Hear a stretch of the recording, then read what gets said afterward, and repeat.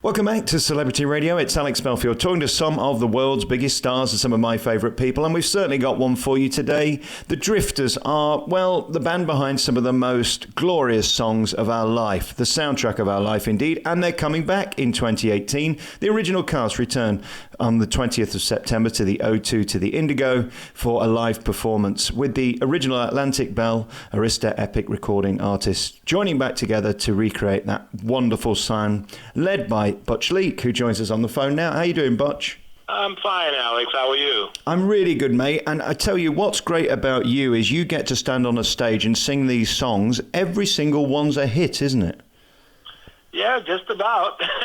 And some. What's it like after all these years? I mean, you've been at it nearly 50 years. It was the 70s when you joined the band. And I know you had great admiration for the original lineup too. I mean, you've been there a long time, haven't you? Well, yes.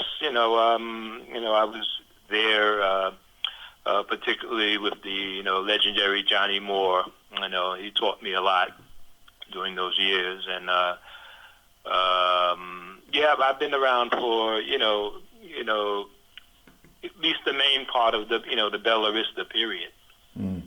And of course, when we look at these hits, what is it? Is it the harmonies? Is it the movement, the dance, or is it the songs? What was the key to the enduring success of the Drifters? Well, there was it's a combination of things. Of course, the songs, were absolutely, great. Roger Greenway, Roger Cook, Tony McCauley, and those guys, the Greenway team, they were very attentive to particularly the second golden age. And so in many ways they parodied what was written by the earlier writers, like Carole King and Lieber and Scola, Burt Bacharach. And they were able to capture that formula, and with the iconic voice of Johnny Moore at that time, because he was the main lead singer, and who was actually the main lead singer for many of the great songs throughout the years of the Drifters. There was definitely a winning formula there. And then we were a very simplistic group. We weren't like groups like the Temptations or many of the groups that came out of Motown and Philadelphia. We had a very loose sort of style, and a lot of people ask what about those choreographed moves, and I say, well, what choreographed moves? Because, I was really basically the dancer of the group, and supposedly, the choreographer, but, it was hard getting these guys out of bed sometime, let alone get them into, a particular routine on stage. But we became what you call masters of imperfection, or we took imperfection and made it into perfection, because we did it more or less as we went along, that and that was the drift. That was really part of the Drifters style. We did everything very impromptu, but it came off. It was beautiful. I mean, it's interesting. A lot of people, I think, will think that the Drifters are from Motown because it was part of that big sound, and it didn't sound too dissimilar. But of course, the heritage is back to New York, isn't it? Yes. I mean, you can look at the beginnings of the Drifters, in New York, and with Atlantic Records, because Atlantic Records and many of those groups that and acts that came around at that time during the birth of Atlantic, the Drifters were there, starting off, of course, as Clyde McPhatter, and that first early group that, came about during that period. And you went to see them at the Apollo, did you? Originally, you went to watch them, and that's when you fell in love with the group before being part of it. yeah, as a boy, we, kids, out of the inner neighborhoods, we look, at the entertainers as our heroes, and so, I used to go to the Apollo all the time and see the great groups, even some of the Motown acts. The first time I was even brought up on stage actually was it was Smokey Robinson and the Miracles. They were doing a show. Wow. I was sitting up front. They said, come on up, up on stage. I was nervous and scared, but that put a great impression in my mind that this is one of the things that I wanted to do. And of course, the Drifters itself became one of my favorite, groups that I used to like to see. Never knowing that, at one day that I would be part of the band. It's extraordinary. And we look at the people that you got to perform with and the shows that you got to perform on. Just indulge me with a couple of stories, because, at your heyday, you were the biggest group in the world. Yeah, I would say, I wouldn't say we were the biggest, but we were definitely one of the biggest. Don't be humble, come on. Yeah, we,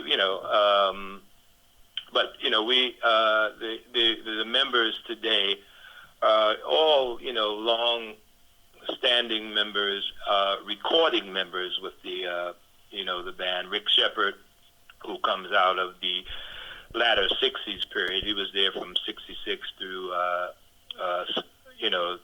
until 1970 when I replaced him. Mm-hmm. And he's on something like 17, Drifter recordings out of those years, And of course, coming into the Bella Vista period, there's Clyde Brown, and Joe Blunt. And Clyde Brown particularly because he was the the lead voice on "You're More Than a Number in My Little Red Book." Right, beautiful. And a host of other songs.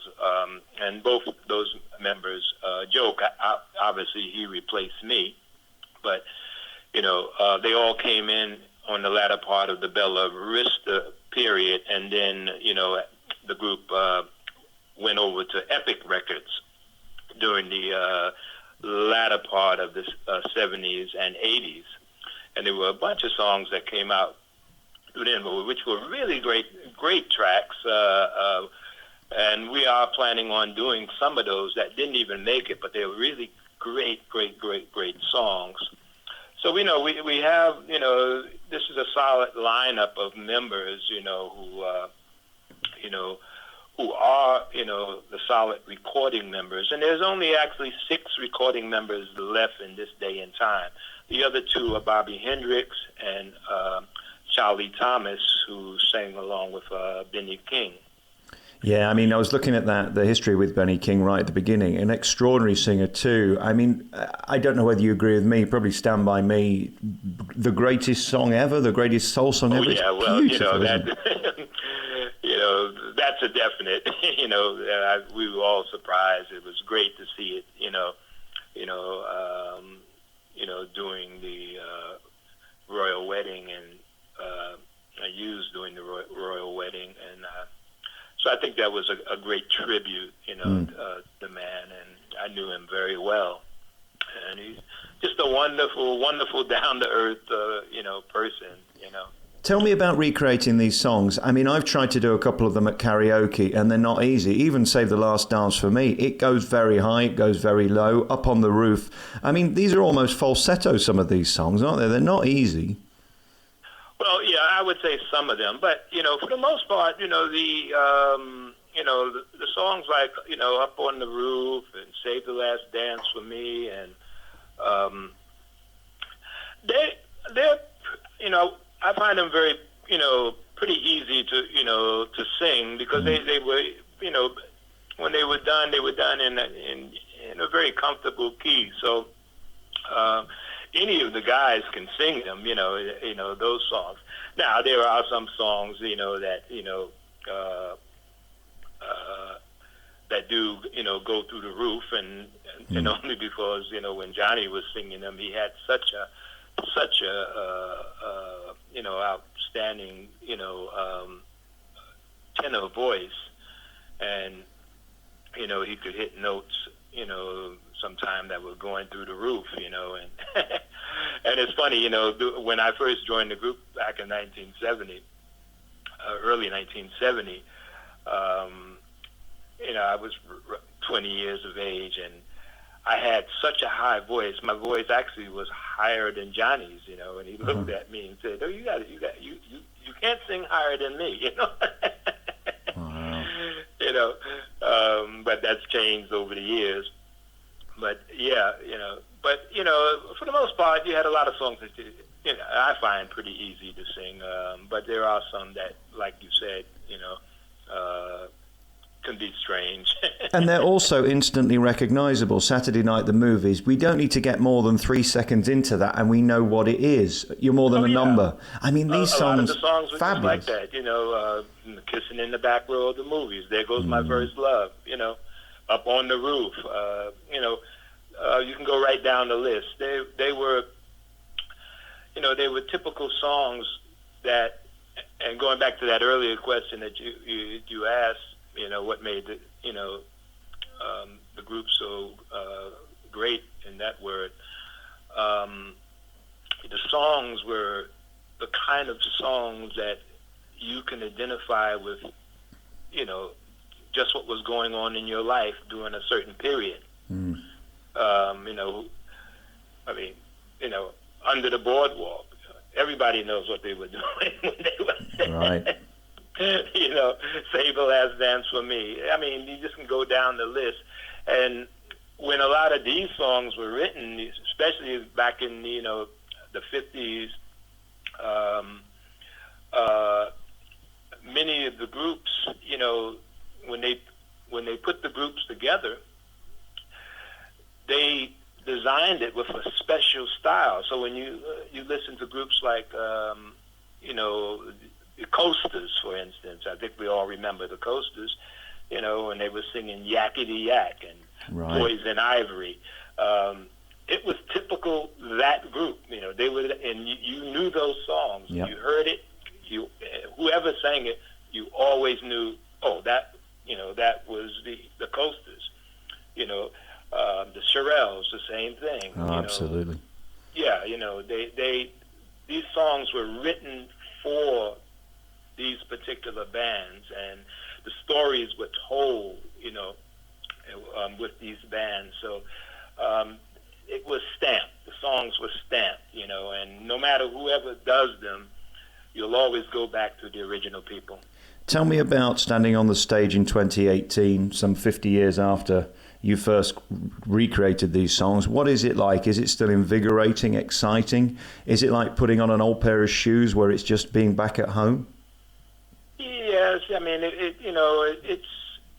would be great feeling, of course, obviously, for us who've, performed for many years here in Great Britain and have become very close to the British fan base. That's exciting within itself. And, I know, everybody is looking forward to it, and,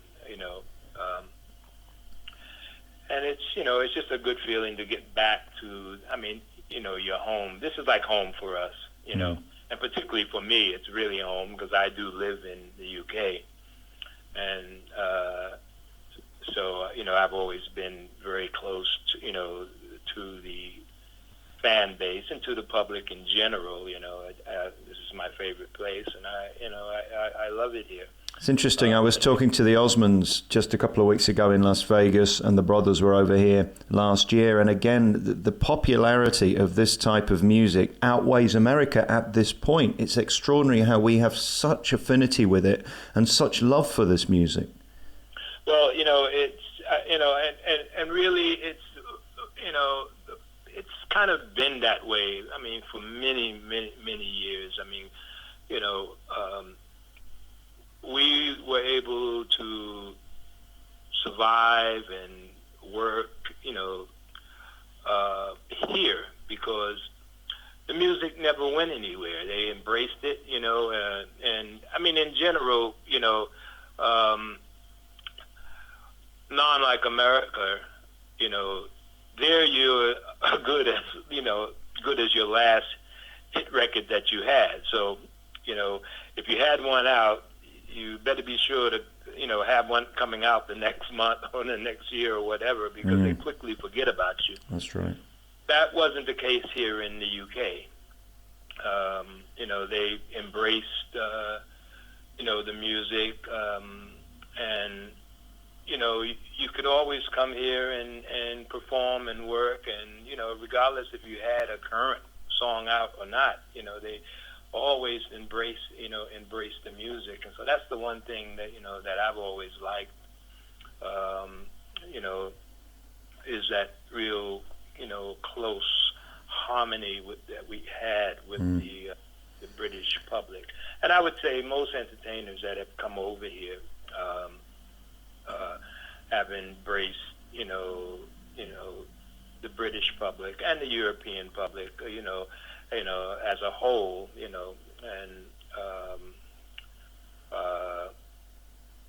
look at jazz. Jazz died basically in the United States, but it was always popular here. Yep, and continues to be so. You can catch the Drifters with Butch Leake, with Joe Blunt, with Rick Shepherd and Clyde Brown. They're back together, the original Atlantic Bell Arista epic recording artists, for a one-off concert at the fabulous O2 Indigo on the 20th of September. You can book tickets through the website. And Butch, it's been great talking to you. Thank you so much for your time. Thank you, Alex. It's been fun, and we hope to see everybody there. We look forward to it. The 20th of September to see the Drifters.